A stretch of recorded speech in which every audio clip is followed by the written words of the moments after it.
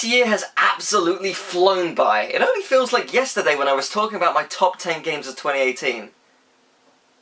But it was yesterday when my sleep paralysis demon came to visit.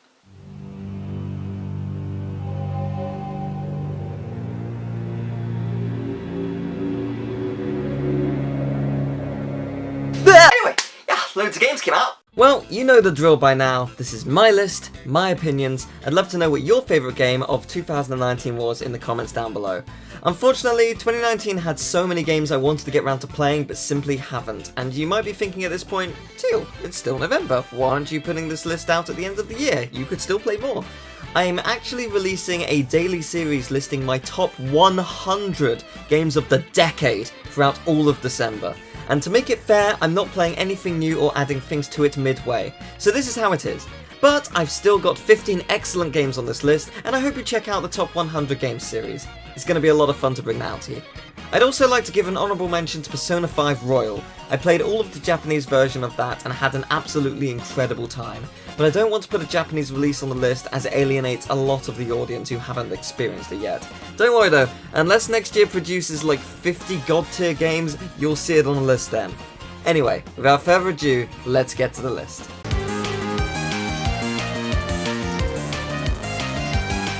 I love Bloodstained Ritual of the Night. It is a fantastic example of a Kickstarter project done right, even if it did have some rough patches prior to launch.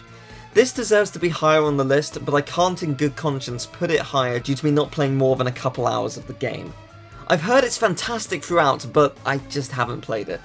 What I did play, however, was a brilliant opening level, allowing you to experiment with a set of different weapons with some of the best first level music I've ever heard. You're listening to it right now. And holy crap, that first boss. I've never seen a female Poseidon with a chompy uterus, but there it is! I'm really looking forward to struggling for hours on end on multiple areas of the game later.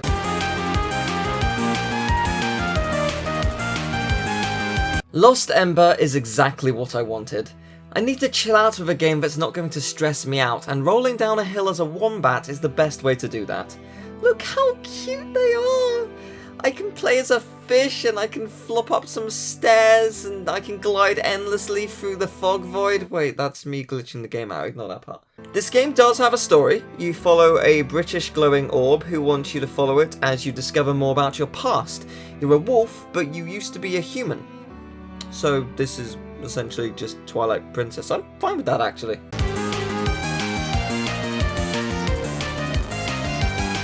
Genie LeClue Detective. Besides being the most satisfying name in the world to say, it is a damn fine detective mystery game. You are Jenny, and after solving simple things around her town, she finally gets a real mystery to solve when the dean of the university is brutally murdered. The story had me so damn invested, and the characters were all so wonderful. There's so much more going on here than just the murder. Your mother is framed, your dad's death a year ago may not have been an accident, the entire town has some sinister secrets too. And the game ended on a cliffhanger! No, you brilliant bastards! Did I also mention that its visual style and flair is sexy as hell? I'm telling you, this is a franchise in the making that could go on for years, and I eagerly await its next entry. I can't recommend it enough.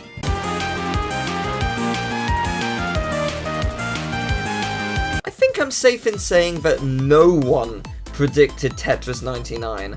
Why should Tetris as a battle royale game work? But yeah, it does. It's Tetris as you know and love it, but other players' success can very easily be your downfall. It's actually a genius system that keeps even the best players on their toes. And it's free, so if you have a Switch, you have no excuse not to play it.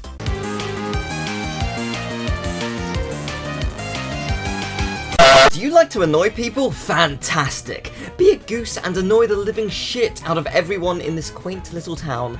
It is so satisfying to ruin people's day in the most petty way possible, but not once, oh no, over and over and over again. Take this first man for example. I'm going to honk in his face confidently knowing that I rule over him now. This is my garden. I have the keys, and I've locked you in. What are you gonna do now, you fool? I've got you wrapped around my webbing. I'll make you chase me into the lake. I'll make you hammer your hand hand, and I'll do it over and over and over until you start to dream of me and only me. I am your worst nightmare, the bringer of misery. I am Goose, and I am going to honk! Sorry, I got a bit carried away there, didn't I? That's just one poor bastard. There's the rest of the town to annoy if you want. It's great!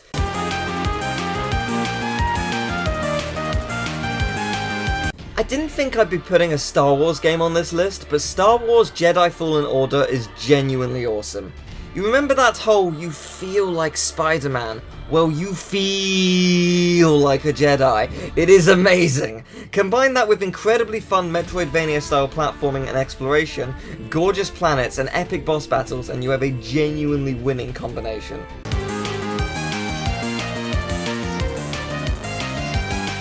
I don't know if this is a controversial statement, but I think Yoshi's Crafted World has some of the most creative levels Nintendo has ever made. Everything in the game is made out of craft materials, and because of that, they have the freedom to keep things fresh in every world with completely new gameplay gimmicks. It's quite impressive just how much variety is in this game. One level I'm being chased by a giant bony dinosaur, and the next I'm driving a car out of what I think are solar panels? It's genius. Also, there are a couple of genuinely terrifying levels, and I love Nintendo when they attempt mild horror. More of that, please. Oh my god, what is this?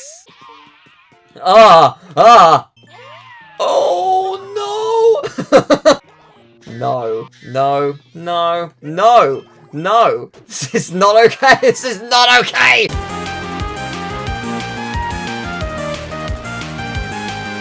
Concrete Genie is a beautiful game. It's a tale of bullying, facing the bullies, and recognising mistakes. I related to this game on a personal level. I've been bullied, and I've made many mistakes in times where I've lost sight of who I am.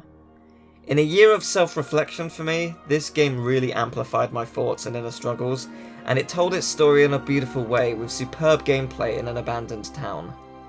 You create genies. Drawings that you create come to life and help you out as you explore. It's a wonderful experience, and I think something everyone should play. You never know what you might discover.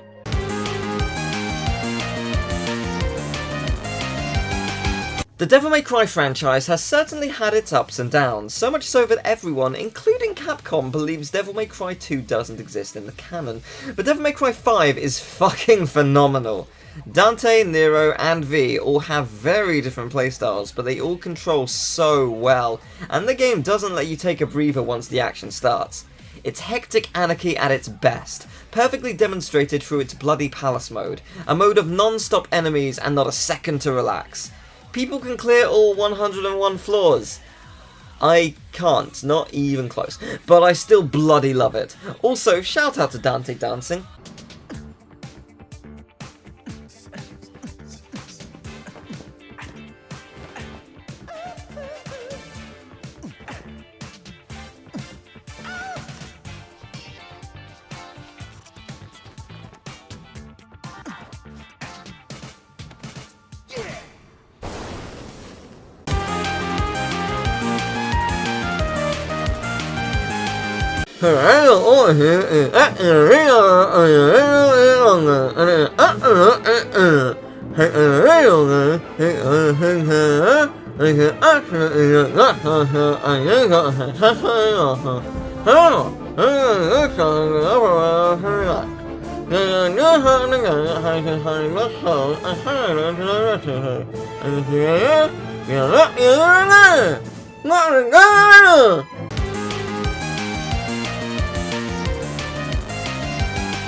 Dreams is a game where you can create anything, and someone decided to make Chud.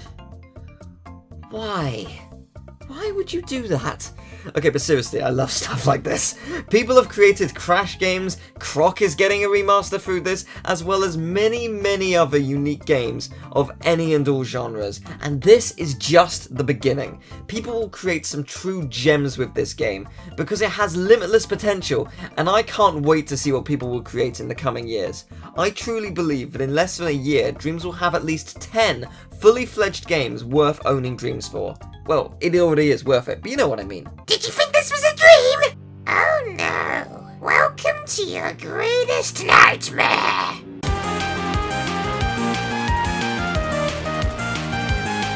Remember the snake block? Super Mario Maker 2 is basically Super Mario Maker, but better. It has slopes now! Slopes!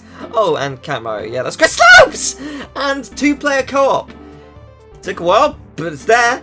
No other 2D Mario game needs to be made, because this game and potential DLC is all you need. There's an almost endless supply of levels already, and some are so good. Others are really not, but that's fine. They have their own purpose in the game, to make my crap level look a little better. Thank you, brave soul, who's probably 4 years old and a better level designer than I am.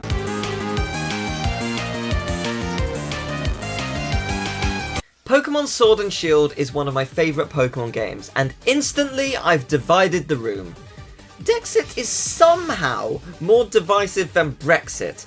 Who the fuck thought that was gonna happen? Right, first off, it's not as easy as everyone claims to import Pokemon, and for Dynamax to work, they would need to reanimate all of them in a higher resolution. And if I'm wrong in saying that, I don't care. It's just a game, and the game's fun. Secondly, the new Pokemon are really, really good. As in, I don't dislike a single one good.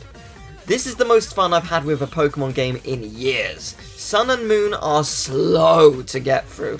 It lost so much of its flair, whereas this game felt fresh, fun, and not actually being spoiled for the Pokemon was exciting. I never knew what I would encounter next, and that was a genuine joy that I rarely feel when playing Pokemon. Usually I stick to my team of 6 and never use another Pokemon, or try another playthrough, because it doesn't really interest me. This time I wanted to use over 20 Pokemon. I was spoiled for choice with how good they were. The region itself was also fantastic.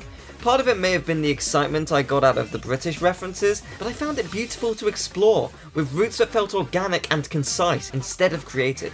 Not to mention all the characters having genuinely great personalities. Alright, let me talk about Hal and Hop for a second. Hal is so happy-go-lucky, even if a gun was pointed to his head, he'd be like, oh man, this is a great time! But Hop has his low days and learns from them, and I respect him. Good for you, Hop. I'd be remiss if I didn't at least talk about the soundtrack. It uses bagpipes and it doesn't sound like a tragedy. That's a massive win. Also, the gym theme. This game was just a great time to play. And maybe I am a Wooloo for following the series. But I'd rather be a Wooloo than a Garboda.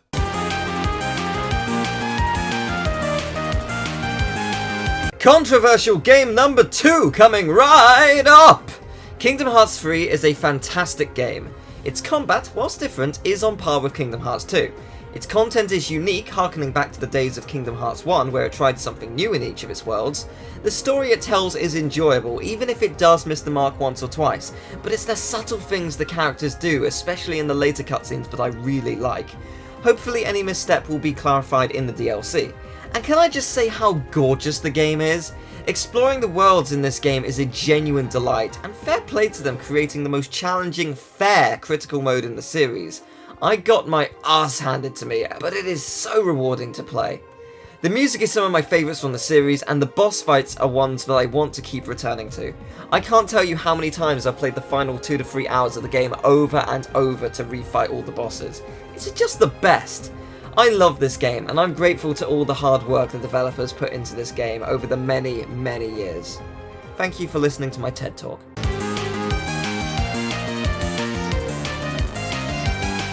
Bubsy Paws on Fire is a masterpiece. Nope, can't even joke about it.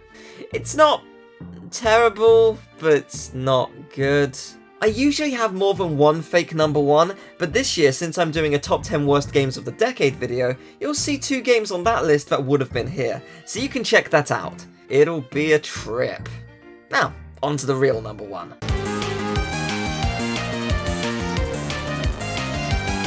I have put over 500 hours into Crash Team Racing Nitro Fueled. Please help me! Crash Team Racing was my favourite kart racer, but this game is that, but better.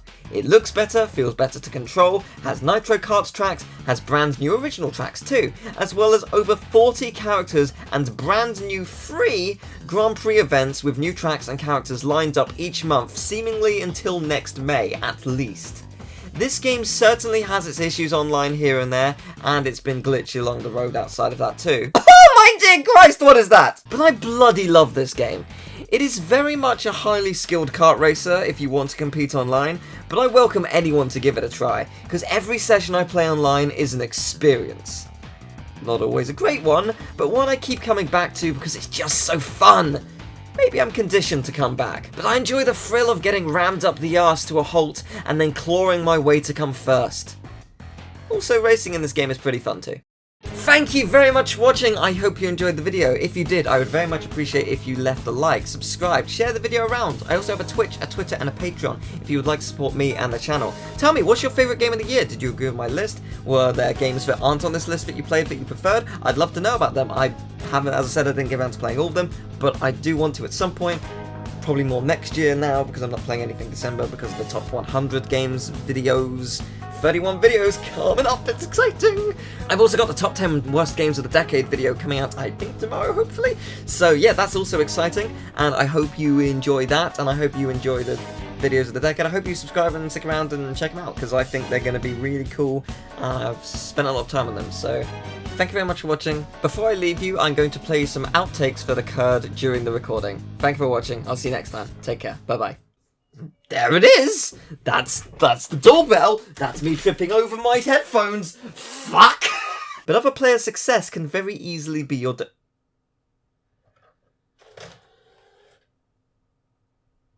What the actual fuck? Can I just say that my PS4 turned on to eject my disc without me touching the PS4? I must have touched it when I tripped over my headphones.